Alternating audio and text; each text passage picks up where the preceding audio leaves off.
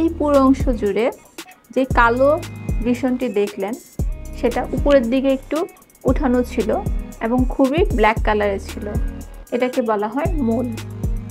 এই ধরনের মোল যদি আকৃতিতে বাড়ে এবং পেইনফুল হয় এবং এটার বর্ডারটা যদি ইরেগুলার হয় তাহলে এই ধরনের মোল থেকে কিন্তু স্কিন ক্যান্সার পর্যন্ত হতে পারে।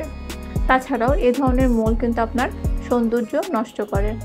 এই মোলগুলো খুব সহজেই রিমুভ করে ফেলা যায় এবং এখন লেজার প্রসিডিউরের মাধ্যমে কোনো সাইড ইফেক্ট এবং কোনো ব্লিডিং ছাড়া নন সার্জিক্যাল ওয়েতে আপনি খুব অল্প সময়ে এবং খুব অল্প খরচে এই সব মোল রিমুভ করে ফেলতে পারেন।